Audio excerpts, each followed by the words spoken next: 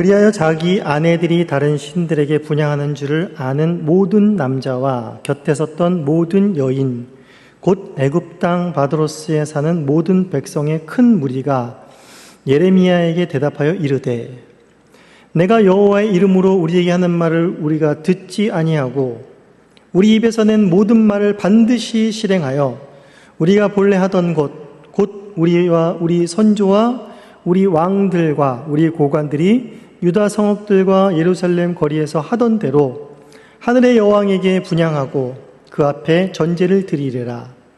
그때 우리가 먹을 것이 풍부하며 복을 받고 재난을 당하지 아니하였더니 우리가 하늘의 여왕에게 분향하고 그 앞에 전제 드린 것을 패한 후부터는 모든 것이 궁핍하고 칼과 기근의 멸망을 당하였느니라 하며 여인들은 이르되 우리가 하늘의 여왕에게 분향하고 그 앞에 전제를 드릴 때에 어찌 우리 남편의 허락이 없이 그의 형상과 같은 과자를 만들어 놓고 전제를 드렸느냐 하는지라. 예레미야가 남녀 모든 무리 곧 이 말대로 대답하는 모든 백성의 길로 이르시되 너희가 너희 선조와 너희 왕들과 고관들과 유다 땅 백성이 유다 성읍들과 예루살렘 거리에서 분향한 일을 여호와께서 기억하셨고 그의 마음에 떠오른 것이 아니냐. 여호와께서 너희 악행과 가증한 행위를 더 참을 수 없으셨으므로 너희 땅이 오늘과 같이 황폐하며 놀램과 저주거리가 되어 주민이 없게 되었나니 너희가 분향하여 여호와께 범죄하였으며 여호와의 목소리를 순종치 아니하고 여호와의 율법과 법규와 여러 증거대로 행하지 아니하였으므로 이 재난이 오늘과 같이 너희에게 일어났느니라. 예레미야가 다시 모든 백성과 모든 여인에게 말하되 애굽 땅에서 사는 모든 유다 사람이여 여호와의 말씀을 들으라.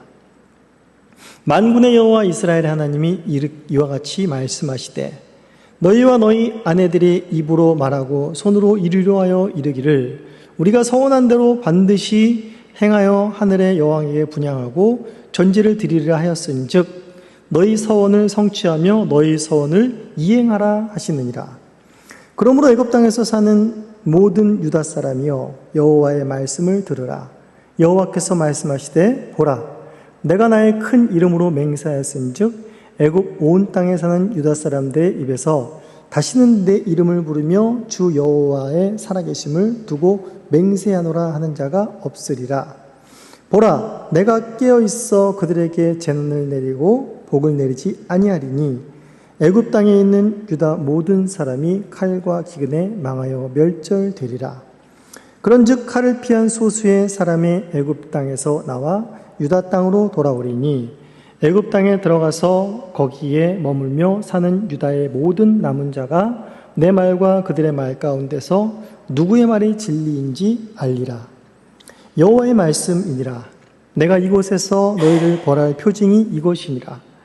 내가 너희에게 재난을 내리라 한 말이 반드시 이루어질 것을 그것으로 알게 하리라. 보라 내가 유다의 시드기야 왕을 그의 원수 곧 그의 생명을 찾는 바벨론의 느부갓네살 왕의 손에 넘긴 것 같이 애굽의 바로 호브라 왕을 그의 원수들 곧 그의 생명을 찾는 자들의 손에 넘겨주리라. 여호와께서 이와 같이 말씀하셨느니라. 하나님의 말씀입니다. 하나님께 감사합니다. 네, 우리는 지난주 주일로 다시 돌아가서 유다가 결국에는 하나님의 끊임없는 심판 경고에도 불구하고 그 심판의 경고에 무시하고 끝내 비참하게 멸망한 결과를 보았습니다. 그 결과 바벨론으로 이제 유다 백성들이 끌려가는 한 무리가 있게 되었고 즉 바벨론 포로가 된 무리들이죠. 그리고 또 끌려가지 않고 그 본토 땅에 남겨진 유다 백성들이 또 있었습니다. 오늘 본문은 이제 그 남겨진 유다 백성들에 관한 이야기인 것입니다. 이제 이스라엘 백성들은 눈에 보이게 예레미야가 말한 대로 정말로 그들이 얼마나 패역했고 얼마나 죄악됐는지를 보여주는 실상으로 유다가 완전히 멸절된 것을 누구나 다 보고 경험을 하였습니다. 이렇게 되면 이제 여호와의 말씀에 순종하고 여호와께서 말하신 바대로 바벨론에 순종하며 그 순종하면 또 그들이 완전히 멸망한 것이 아니라 이 기간 동안에 회복의 기회를 주어 다시 돌아올 그 기회를 하나님께서 마련해 주시는 하나님의 긍휼과 자비가 이 멸망한 이 직후에도 계속 흐르고 있는데, 이것조차 이제 그 유다 본토에 남아있는 유다 백성들은 거부하는 이런 패역한 짓을 하게 됩니다. 그래서 이전 본문에 보시면 이들이 하나님의 말씀, 또 예레미야에게 전 하나님 말씀을 듣지 않고 애굽 땅으로 기어이 내려가게 됩니다. 내려간 곳에 또 그치지만 않고 애굽 땅으로 내려간 것도 큰 죄악을 범한 것인데, 그 땅 가운데서 또 우상을 섬기는 또 더 큰 죄악들을 거기서 저지르게 됩니다. 그런데 오늘 본문에서는 이것보다 더 깊은 죄악을 저지릅니다. 죄를 저지르고 또 더 깊은 죄를 저지르고 더 깊은 죄를 저지릅니다. 이들의 죄악의 끝이 어딘지를 알 수 없는 그런 죄악들을 오늘 본문까지 해서 확인할 수가 있게 되는 것입니다.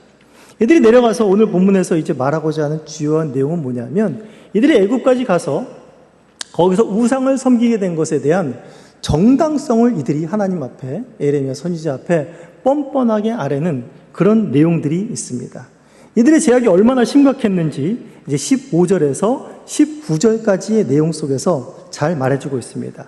사실상 북이스라엘이 망했던 이유도, 남유다가 망했던 이유도 그 중심에는 무엇이 있었습니까? 바로 우상 숭배라는 것이 있었습니다. 그렇게 하나님께서 사실상 가나안 땅에 들어가기 전부터 모세를 통해서 그렇게 경계시킨 것도 그 민족이 섬기는 우상에 넘어가지 않게 그렇게 정신무장을 시켰건만, 이들은 여지없이 그것에 빠졌고 하나님이 세운 그 다윗의 그 영광스러운 나라를 한순간에 무너뜨리는 그런 일들을 범했던 것입니다. 그런데 그럼에도 정신을 못 차리고 유다가 망했음에도 불구하고 애굽에까지 내려가서 이제 그 우상을 섬기는 것입니다.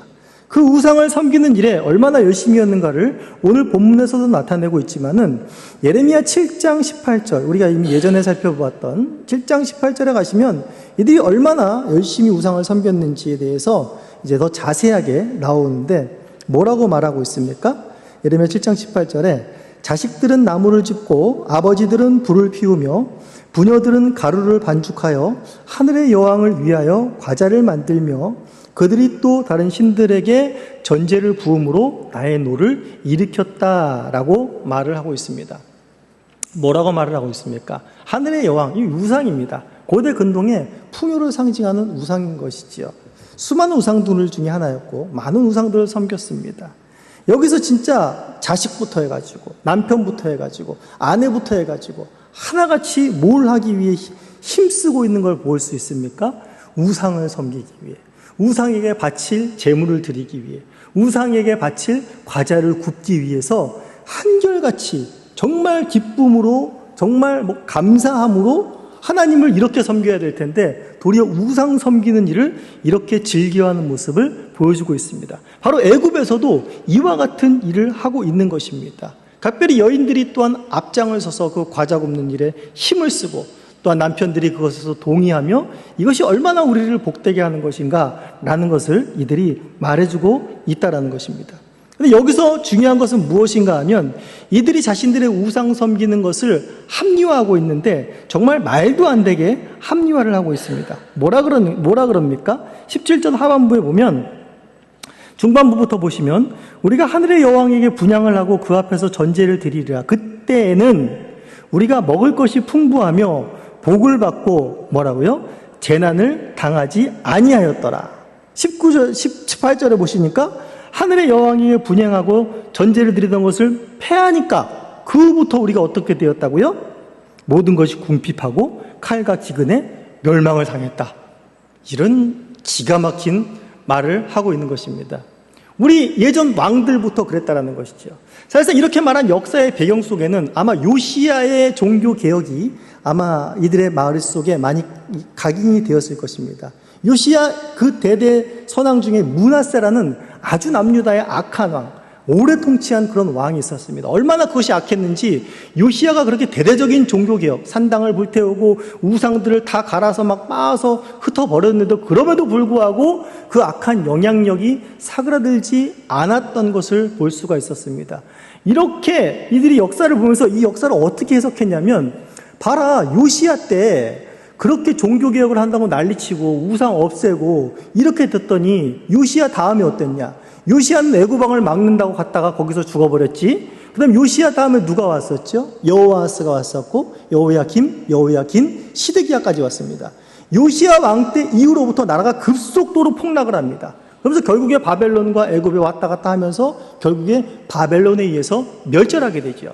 그러니까 이들이 생각한 건 그겁니다. 괜히 요시야 때 그 우상 없애고 그 전에는 우상 있고 그럴 때도 잘 살았는데 므낫세 때 나라 강하지 않았냐. 근데 괜히 종교개혁을 한다고 뭐 하느냐 하느라고 우리 그때 우상들 없애고 그런 거 패하고 나니까 요시야 이후로 어떻게 됐냐. 요시야 애굽에게 죽었지. 여호와스 그 다음 뒤로 그 자식들 어떻게 됐냐. 나라 급속도로 망해서 그게 이렇게 된 거 아니냐 라고 이렇게 기가 막힌 역사를 해석해내는 것입니다. 예레미야가 이 말을 듣고 어떻게 했을까요? 너무나 기가 막혔을 것 같습니다. 제가 예레미야라면 뚜껑이 열려서 말을 제대로 이렇게 막 더듬었을 것 같습니다. 흥분해가지고. 적반하장일 때 우리가 그런 경우가 있지 않습니까? 그런데 이제 20절부터 29절에 예레미야가 다시 말합니다. 그게 아니지. 이미 수천 번 했던 말을 다시 하는 겁니다. 그게 아니지. 너희 선조 때 너희 왕들과 너희 고관들과 유다 땅 백성, 유다 성읍들과 예루살렘 거리에서 대대로 분향을 해온 것들 하나님께서 계속 기억하고 있었지 않냐. 하나님이 계속 보고 있었지 않냐. 하나님이 오래 참으셨지 않냐. 그런데 더 이상 하나님이 참을 수가 없어서 계속해서 선지자들을 보내서 하나님의 목소리를 전하고 우상을 섬기지 말고 나에게 돌아오라 말을 했지만은 계속 안 들었지 않냐. 그렇기 때문에 결과적으로 이 재난이 너희들에게 임하고 너희들이 멸망한 것 아니냐라고 역사를 다시금 뒤집어 준 겁니다. 참 이렇게 말하기도 아까운 자들입니다. 수천 번 했던 말을 다시 합니다. 역사를 다시 제대로 봐라라고 하는 것이지요. 이들은 의도적으로 역사를 왜곡하고 있는 것이죠. 어떻게 해서든지 자신을 정당화하려고 하는 말입니다.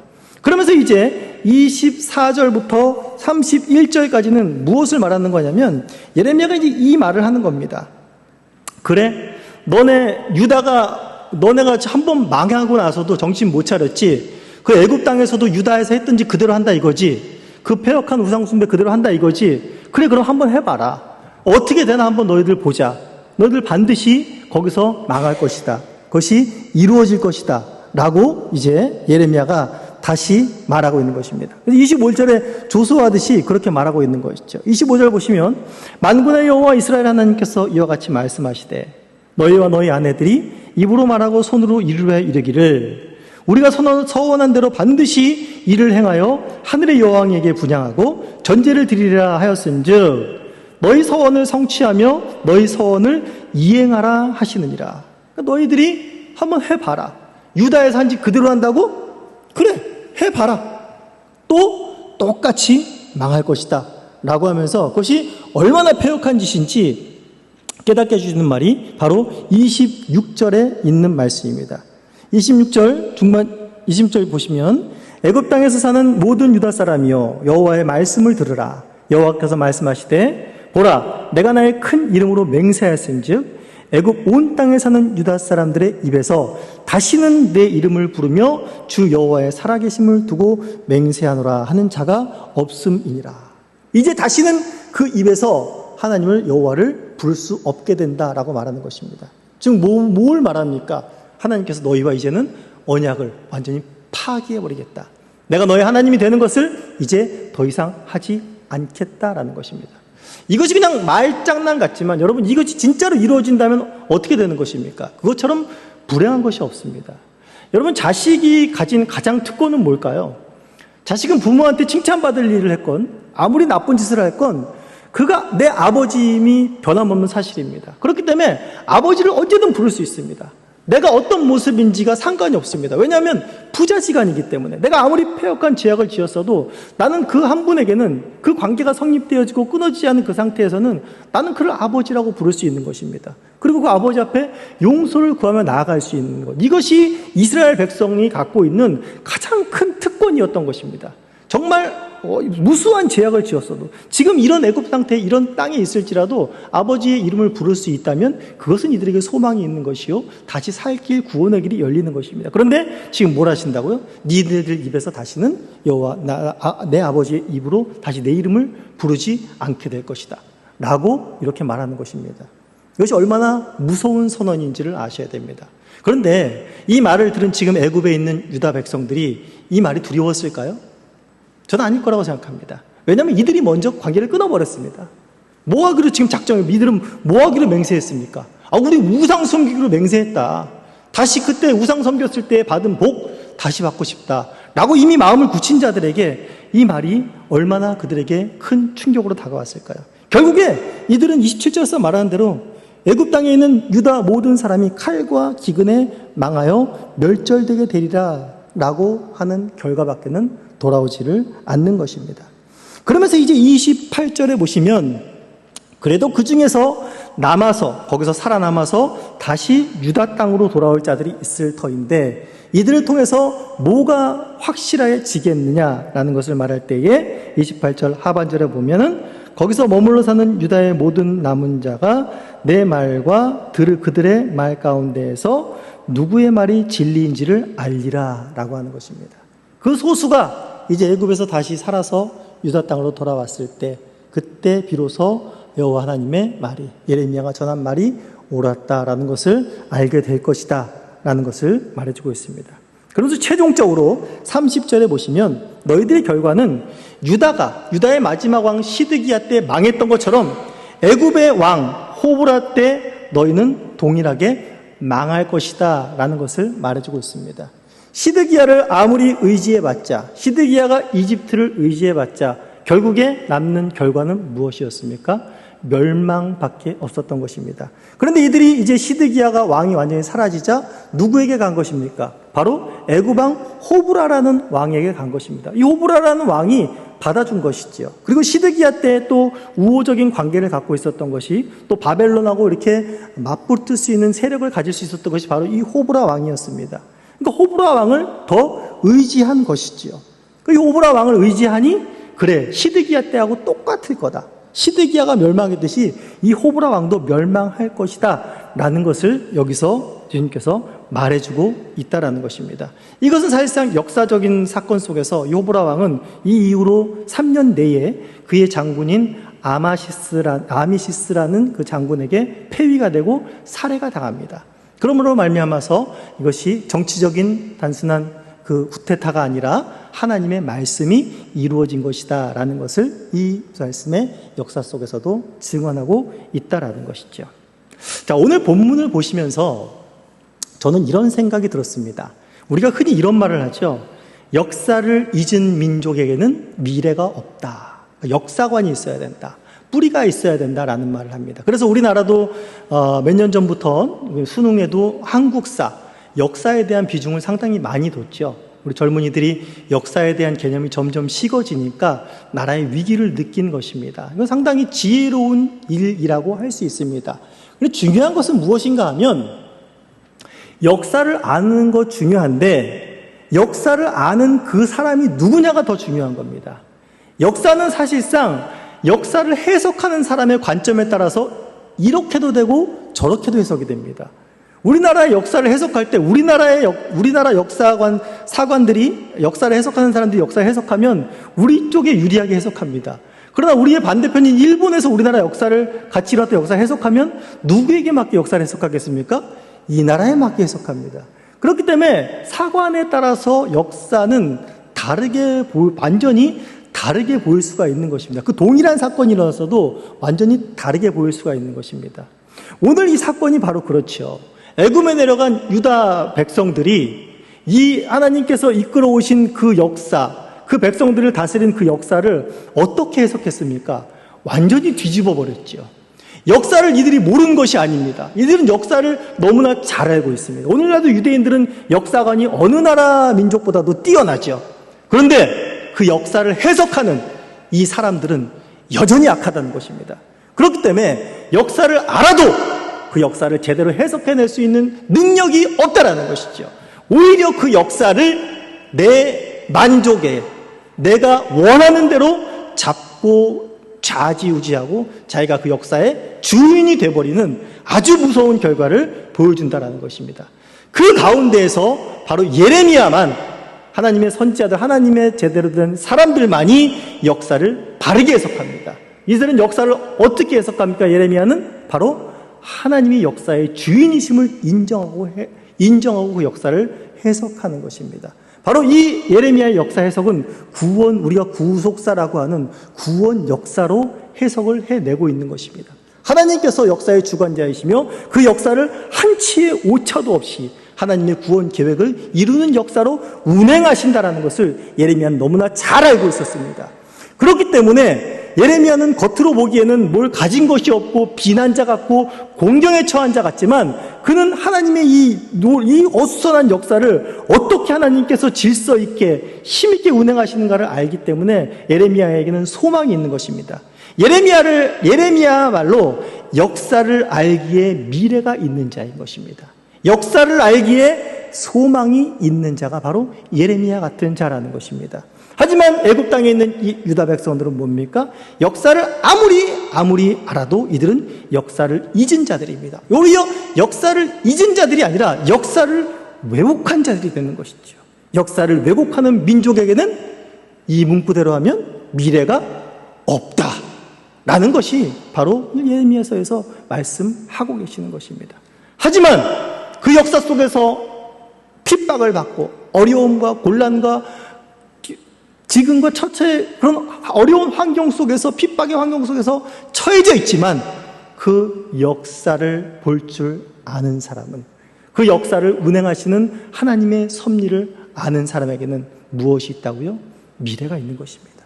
그들에게는 소망이 있는 것입니다. 세상 사람들이 아무리 과거를 알고 역사를 공부하고 배운다고 할지라도 그들이 악하기 때문에 하나님의 구원 역사를 볼 수 없기 때문에 미래는 나아지겠습니까? 안 나아지겠습니까? 나아지지 않습니다. 왜요? 미래가 왜 안 나아질까요? 역사를 모르는 사람이 많아서 그럴까요? 그렇지 않습니다. 역사를 아는 사람이 아무리 많다 할지라도, 역사 교육을 아무리 강화시킨다고 할지라도 그들의 본성이 변하지 않으면, 그들이 그리스도로 인해서 새 생명을 얻지 않으면 아무리 역사를 많이 알아도 미래는 변하지 않는 것입니다. 역사가 증거해주고 있지 않습니까? 지금 과거에 악했던 것이, 과거의 실수가 지금 현재 일어나지 않고 있습니까? 아니요, 동일하게 일어납니다. 어쩌면 더 많이 일어나고 있습니다. 앞으로는 일어나지 않을까요? 천만에요. 앞으로 더 많이 일어날 것입니다. 옛날에 했던 실수 또 똑같이 할 겁니다. 옛날에 했던 것들 또 실수할 것입니다. 이것이 바로 인간의 한계라는 것입니다. 오로지 미래에 희망이 있는 것은, 미래가 있는 것은 바로 하나님의 구원 역사를 아는 자들에게만 허락되었다라는 것입니다. 오늘 우리가 성경을 보면서 무엇을 보십니까? 하나님이 역사의 주관자라는 것을 아셔야 됩니다. 그리고 내 인생을 그분에게 맡길 수 있다는 신뢰와 믿음이 있어야 되는 것입니다. 그리고 앞으로 주님 다시 오실 그때까지 하나님께서 그 구원 역사를 신실하게 이끌어 가실 것임을, 우리가 그 역사 안에서 다스림을 받고 있는 존재라는 것 속에서 우리는 미래에 대한 소망을 가지고 힘을 가지고 살아갈 수가 있게 되는 것입니다. 오늘 또 기도를 하시면서 역사의 주관자이신 하나님께 의지하시고 그 하나님께 나의 미래를 맡기고 소망을 가지시는 복된 시간 되시기를 간절히 소원합니다.